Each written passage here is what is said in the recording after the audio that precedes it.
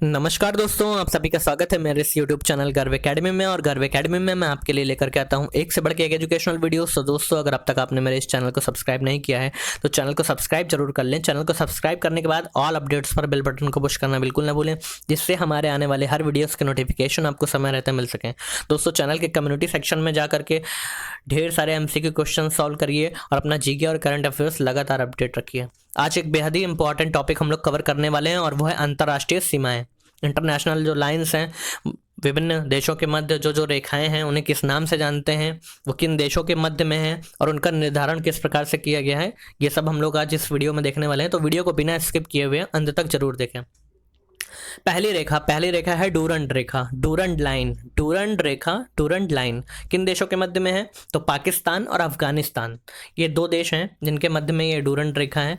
और डूरंड रेखा का निर्धारण जो हुआ था वो सर मार्टिमर डूरंड के द्वारा सन 1886 ईस्वी में हुआ था। डूरंड रेखा, रेखा का नाम डूरंड रेखा किन देशों के मध्य में है? पाकिस्तान और अफगानिस्तान के मध्य में है। और इनका निर्धारण मार्टिमर डूरंड ने सन 1886 ईस्वी में किया था।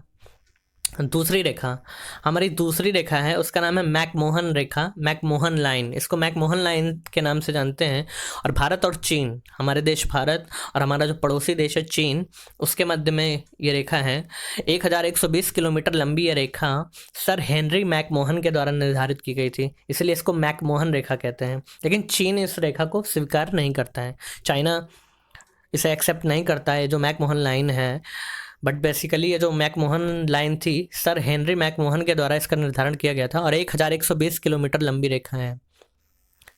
अगली रेखा रेड क्लिफ रेखा, रेड क्लिफ लाइन है। ये भारत और पाकिस्तान, भारत हमारा देश और हमारा पड़ोसी देश पाकिस्तान, इन दोनों देशों के मध्य में रेड क्लिफ रेखा है। और रेड क्लिफ लाइन सन 1947 ईस्वी में भारत पाकिस्तान सीमा आयोग एक गठित किया गया था। तो उसके जो अध्यक्ष थे सर साइरिल रेडक्लिफ, सन 1947 ईस्वी में भारत पाकिस्तान सीमा आयोग के अध्यक्ष सर साइरिल रेडक्लिफ के द्वारा इसका निर्धारण किया गया। तो रेखा का नाम रेडक्लिफ रेखा, देशों के मध्य में है भारत और पाकिस्तान। सन 1947 ईस्वी में 1947 में भारत पाकिस्तान सीमा आयोग के अध्यक्ष सर साइरिल रेडक्लिफ के द्वारा इसका निर्धारण किया गया। अगली रेखा, रेखा का नाम 17वीं समांतर रेखा यानी 17th parallel line, 17th parallel line, 17वीं समांतर रेखा किन देशों के मध्य में है? तो उत्तरी वियतनाम और दक्षिणी Vietnam, north Vietnam and south Vietnam, ये दो कंट्रीज़ हैं, इनके मध्य में 17th पैरेलल लाइन यानी 17वीं समांतर रेखा है। वियतनाम के एकीकरण के पहले यह देश को दो भागों में बांटती थी। वियतनाम के एकीकरण के पहले वियतनाम को मिला दिया गया है और इसके एकीकरण के पहले यह देश को दो भागों में बांटती थी 17वीं समांतर रेखा, उत्तरी वियतनाम और दक्षिणी वियतनाम। अगली रेखा, रेखा का नाम है 24वीं समांतर रेखा। इसके पहले हम लोगों ने 17th पैरेलल लाइन की बात करी थी और अब ये 24th पैरेलल लाइन है। 24th पैरेलल लाइन, 24वीं समांतर रेखा किन दो देशों के मध्य में है? भारत और पाकिस्तान के मध्य में है। पाकिस्तान के अनुसार कच्छ क्षेत्र का यह रेखा सही निर्धारण करती है, लेकिन भारत इस रेखा को स्वीकार नहीं करता है। पाकिस्तान के अनुसार कच्छ क्षेत्र का यह रेखा सही निर्धारण करती है, लेकिन भारत इस रेखा को स्वीकार नहीं करता है। बहुत ज़्यादा इंपॉर्टेंट है क्योंकि भारत से रिलेटेड है और पाकिस्तान से रिलेटेड है।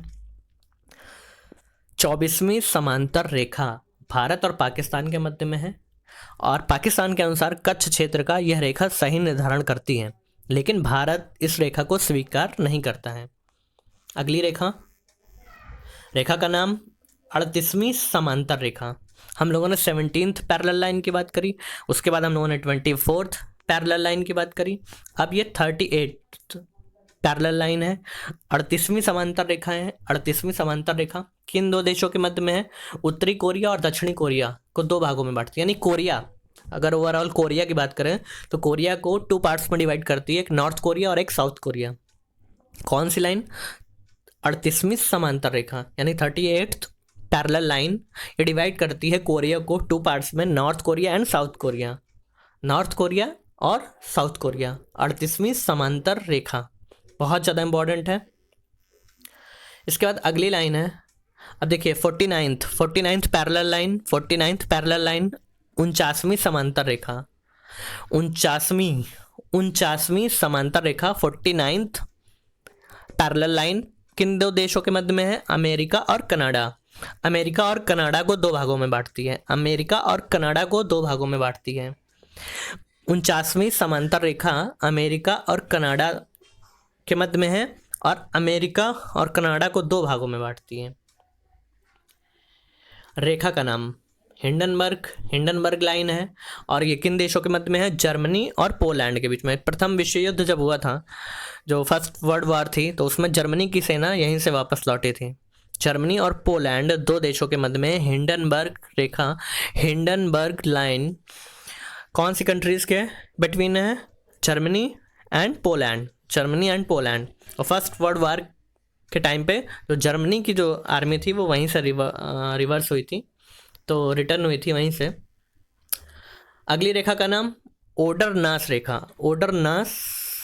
ओडरनास लाइन, तो किन दो देशों के मध्य में है? जर्मनी और पोलैंड के बीच में। और ये जो सेकेंड वर्ल्ड वॉर हुआ था, जब द्वितीय विश्व युद्ध हुआ था, तो द्वितीय विश्व युद्ध के बाद इसका निर्धारण किया गया था, यानी बहुत ज़्यादा इंपॉर्टेंट है। हिंडनबर्ग रेखा प्रथम विश्व युद्ध के समय निर्धारित की गई थी और ओडरनास रेखा द्वितीय विश्व युद्ध के समय निर्धारित की गई थी। हिंडनबर्ग और ओडरनास, और हिंडनबर्ग और ओडरनास दोनों रेखाएं जर्मनी और पोलैंड देशों के मध्य में हैं। फिर अगली रेखा का नाम है मैगिनॉट लाइन, और मैगिनॉट लाइन किन देशों के मध्य में है? जर्मनी और फ्रांस। जर्मनी के आक्रमण से बचाव के लिए फ्रांस ने यह रेखा बनाई थी। रेखा का नाम मैगिनॉट रेखा किन देशों के मध्य में है? जर्मनी और फ्रांस। जर्मनी के आक्रमण से बचाव के लिए फ्रांस ने रेखा बनाई थी। जर्मनी आक्रमण न करते, इससे बचाव के लिए फ्रांस ने रेखा बनाई थी और इसे मैगिनॉट लाइन के नाम से जानते हैं, और ये लाइन जर्मनी और फ्रांस के मध्य में है। अगली रेखा का नाम है सीच फ्राइट रेखा, सीच फ्राइट लाइन, और किन देशों के मध्य में है? जर्मनी और फ्रांस के बीच में है, और ये रेखा जर्मनी ने बनाई थी, यानी बहुत इंपॉर्टेंट है। देखिए मैगिनॉट और सीच फ्राइट, मैगिनॉट रेखा अब हम लोगों ने ऊपर डिस्कस करी थी, मैगिनॉट लाइन, तो मैगिनॉट रेखा जो थी वो जर्मनी और फ्रांस के बीच में थी, लेकिन उसे फ्रांस ने बनाया था। और सीच फ्राइट रेखा जर्मनी और फ्रांस के बीच में ही है, लेकिन इसे जर्मनी ने बनाया था। तो दोस्तों ये हमारा आज का वीडियो था, आपको कैसा लगा कमेंट बॉक्स में ज़रूर बताएं, और वीडियो को लाइक करें, शेयर करें और चैनल को सब्सक्राइब जरूर करें, और ज़्यादा से ज़्यादा लोगों तक चैनल को लेकर के जाएं, जिससे आप सभी को इसी तरह से लगातार अपडेट करते रहूं। धन्यवाद।